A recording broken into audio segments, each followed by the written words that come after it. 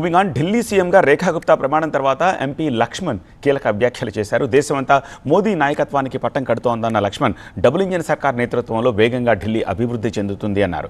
తెలంగాణలోనూ రాబోయే ఎన్నికల్లో బీజేపీదే అధికారం అన్నారు ఆయన.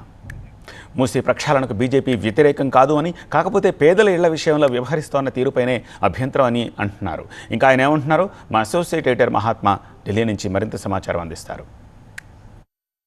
ఢిల్లీ ముఖ్యమంత్రిగా రేఖా గుప్తా ప్రమాణ స్వీకారం ముగిసింది. ప్రమాణ స్వీకారం తర్వాత నేతలంతా బయటకు వస్తున్నారు. మనతో మాట్లాడేందుకు డాక్టర్ లక్ష్మణ్ ఉన్నారు.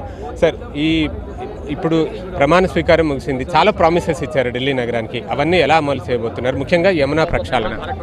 తప్పకుండా ఇవాళ నరేంద్ర మోడీ గారి నాయకత్వంలో డబుల్ ఇంజన్ సర్కార్ ఢిల్లీలో ఏర్పడడం, 27 సంవత్సరాల తర్వాత ప్రజల ఆకాంక్షలకు అనుగుణంగా యమునా ప్రక్షాళనే కాదు, ఢిల్లీ ఒక సుందరమైనటువంటి నగరంగా తీర్చిదిద్దేందుకు నరేంద్ర మోడీ గారు కూడా చాలా స్పష్టంగా ఎన్నికల సమయంలో వారికి భరోసా కల్పించారు.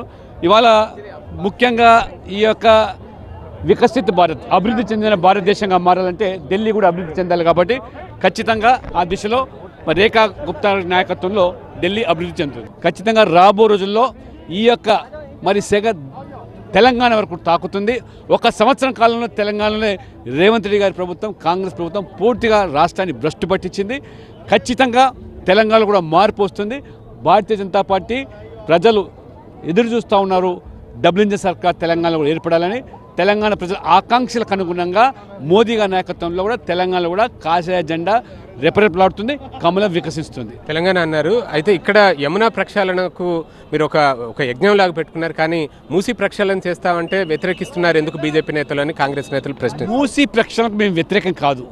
మూసీ ప్రక్షాళన పేరు మీదతో పేదలు ఎవరైతే అక్కడ ఇల్లు కట్టుకొని ఉన్నారో వాళ్ళకు ఇల్లు, ఉపాధి, వారికి అన్ని సదవకాశాలు కల్పించి వాళ్ళని పునరావాసం చేయాల్సిందిగా మేము విజ్ఞప్తి చేస్తున్నటువంటి అర్ధాంతరంగా వచ్చి మార్కులు పెట్టి భయభ్రాంతులు గురి చేసి బుల్డోజర్ పెట్టి కొట్టేస్తామంటే అది భావ్యం కాదు.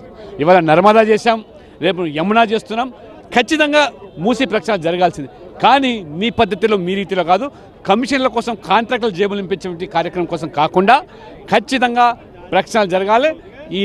ఈ రకంగా ఢిల్లీ ఏదైతే తీర్చిదిద్దామని ప్రజలు నమ్మారో తెలంగాణ ప్రజలు కూడా బీజేపీ వైపు ఎదురు చూస్తూ ఉన్నారు.